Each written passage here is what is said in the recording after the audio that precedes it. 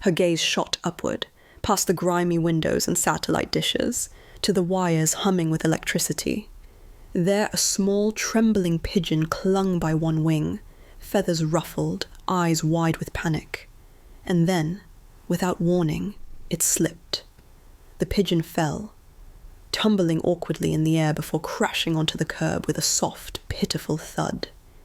People rushed past, boots splashing in puddles, coffee in hand, oblivious. A businessman lanterned down for a split second, muttered something under his breath about the filthy birds, and kept walking. Chloe's stomach dropped.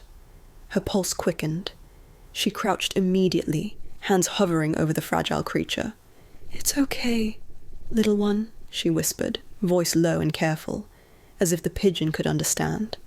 "I won't hurt you." Her fingers trembled, not from fear, but from the raw weight of responsibility she felt in that moment. A woman passing by scoffed. "Seriously? A bird?" She shook her head, tugging her child along. "Why bother?" Chloe's jaw tightened. She ignored them, focusing on the tiny heart beating fast beneath feathers soaked from the drizzle. Its wings quivered violently with every breath. Something inside her stirred. The instinct to protect, to act, when the world didn't. Minutes dragged. The street grew noisier, more chaotic. A group of teenagers skateboarded by, laughing, cameras out, eager for another viral clip. One of them noticed the bird. "Gross. It's hurt. Should we just leave it? Why does she care so much?" Another sneered. They circled her, teasing, joking, but Chloe felt the weight of the bird's fear press into her chest like a physical force. She held it tighter, murmuring reassurances. "Almost there. Just stay calm." A sudden rumble of thunder overhead made the teens pause for a fraction of a second. Chloe's gaze didn't waver. "I'm not going to let you hurt it," she said firmly. Her voice carried a strange authority, calm but resolute, a subtle warning the mockers didn't expect. They muttered under their breath and moved along, leaving her alone with the trembling pigeon. Chloe looked around. The old maintenance shed was too far. The nearest animal clinic, over a mile away. She couldn't risk moving it far. She scanned for anything nearby, anything to provide shelter. A low stone wall, scattered leaves, a puddle-free corner of the sidewalk. She crouched behind it, layering fallen leaves, beneath the bird. Its chest rose and fell with rapid, shallow breaths. The wind picked up, scattering plastic bags across the street, tugging at her scarf. Each rustle made the pigeon flutter in panic. Chloe whispered continuously, calming it with gentle hand, gentle voice, until a sudden sound behind her made her spin. A man approached, middle-aged, green jacket, slow steps, eyes sharp and deliberate. "Found it?" he asked quietly, not alarmed, not judgmental, just observing. "Yes," Chloe replied softly. "It fell, and no one else is helping. I can't leave it here." He knelt beside her, studying the fragile creature. "You handled it well. Most people wouldn't." There was no condescension, just measured respect. Chloe blinked, a faint blush rising to her cheeks. "Do you work with birds?" He shook his head. "Animals. I help those who need someone to notice, to care." "And you," he nodded at her hand, gently cradling the pigeon. "You notice. You care. That's rare." The city's chaos faded as Chloe focused. She felt the raw weight of the tiny life she held. She looked up at the sky, rain thinning, clouds rolling apart. Every instinct screamed, protect, shield, survive. She would not fail. Not now. Not when this fragile heartbeat depended on her. Can you help me get it somewhere safe?" she asked, voice almost a whisper. He nodded. "I do. But first," he scanned the immediate surroundings, lowering his voice. "We need cover. Quickly." Chloe held the pigeon closer, breathing slow, steady, whispering calm reassurances. Together, they moved toward a small alleyway lined with stacked crates, natural shelter forming from shadows and walls. The man produced a collapsible carrier, small but secure. "I'm Officer Daniels," he said, badge glinting faintly in the dim light. "Wildlife Rescue Unit. And you've got instincts most people never learn. You see fear, and you act." Chloe's hands lingered on the bird, reluctant to release the responsibility, the connection. I just couldn't leave it there," she admitted. Daniels nodded. "Most wouldn't, but instincts like yours save lives." She carefully eased the pigeon into the carrier, its wings pressed to its sides, quivering but alive. Chloe exhaled, the weight of the street, the mocking passers-by, and the storm itself receding slightly. A sudden gust rattled nearby trash cans, a hollow, ominous sound. The city felt precarious, a thin line between life and loss. "It's okay?" she asked softly. Daniel's eyes were calm, serious. "It's alive, and because of you. It will stay that way." They moved swiftly, carrying the carrier to his van parked discreetly at the alley's edge. Chloe's hands lingered, hesitant to let go. Around them, the city resumed its noise. Cars, footsteps, chatter. But here, in this small, sheltered bubble, life had been preserved against indifference. Inside the van, Daniels monitored the pigeon's breathing. Chloe whispered soothing words. Minutes stretched like hours. Outside, rain began to fall heavier, a pattering drum against the roof. Every heartbeat in the carrier, every tiny flutter felt magnified. Daniels reached for his radio. "Patch me through to the wildlife clinic," he instructed. "Vet on standby. Patient must remain calm."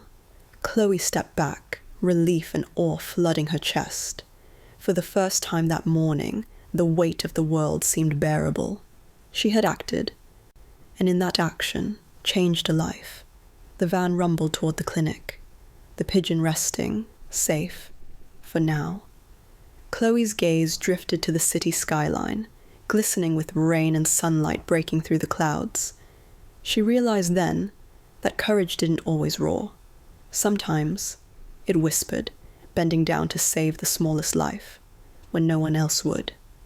And sometimes that whisper echoed far beyond the moment. The van bumped along the slick streets, tires hissing through puddles. Inside, the pigeon rested in its soft nest of towels, eyes flickering nervously, but alive. Chloe sat beside the carrier, hands hovering just above it, reluctant to let go, yet desperate to do everything right. She whispered softly, "Almost there. You're going to be okay." Every syllable carried the weight of hours spent watching the world ignore suffering. The desperation of a tiny life hanging in the balance. Officer Daniels drove with precision, eyes flicking to the rearview mirror and the carrier simultaneously. "Almost at the clinic," he said, voice low but firm. "Stay calm. Keep her steady." The tension in the van was thick, almost tangible, the storm outside echoing the heartbeat of the fragile bird. Minutes felt like eternity. Chloe's chest tightened with every small flutter, every tiny breath.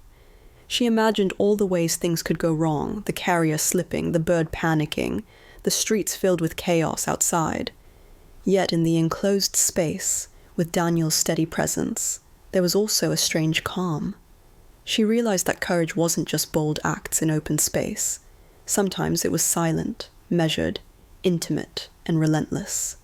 Finally, the van came to a stop. A clinic sign glinted through the rain-soaked windows, white letters glowing in the dim light. The doors swung open and a veterinarian rushed out, gloves ready, eyes scanning urgently. "Is the patient stable?" she demanded. Daniels lifted the carrier carefully. "Thanks to this young woman, yes," he said, giving Chloe a nod that felt heavier than any words. A nod of recognition, of respect, of trust earned through instinct and action. Chloe felt her pulse jump. The vet knelt beside her, examining the pigeon with meticulous care, checking wings, legs, and tiny heartbeat. "This is critical," she murmured. "If it weren't for her, I don't even want to imagine." She looked at Chloe, eyes softening. "You did exactly what was needed. That difference, it's life and death." Chloe exhaled, relief washing over her like sunlight breaking through storm clouds. She stepped back, letting the experts take over, feeling both proud and humbled. The street outside, the mocking teenagers, the indifferent city, all of it faded into insignificance. She had acted. She had chosen care when no one else would. Daniels turned to her. "Most people pass by, ignore, justify. You didn't. That's why people like you matter. You see fear, you act, and you give life a fighting chance." His words sank deep, echoing in her chest. The vet carefully transferred the pigeon to a secure, warm enclosure. Soft lights glinted off its damp feathers. Chloe watched as the tiny bird settled, chest rising and falling steadily now, a fragile heartbeat, no longer frantic, but measured, alive. She reached out, a single finger brushing a feather. The connection lingered, a silent acknowledgement between species, between human and life she had saved. Outside, the storm began to ease. Golden sunlight pierced through heavy clouds, illuminating the city streets with warmth and promise. Chloe stepped outside, inhaling the crisp air, letting the wind dry the rain from her coat. She realized, in that quiet moment, that heroism wasn't always loud, dramatic, or public. Sometimes it was bending down, in the rain, in silence, to give a life a chance when the world refused to notice. Daniels approached, giving a final nondala. "Remember this. Compassion doesn't need an audience. It just needs a heart willing to act.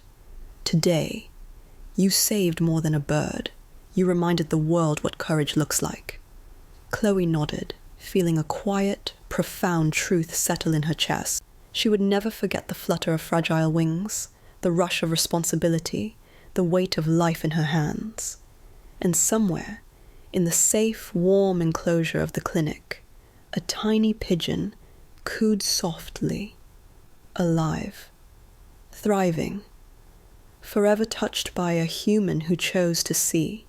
The city carried on, oblivious, rushing past, but Chloe Harper walked away differently, aware, awake, and certain that even the smallest act of kindness could ripple farther than anyone could imagine.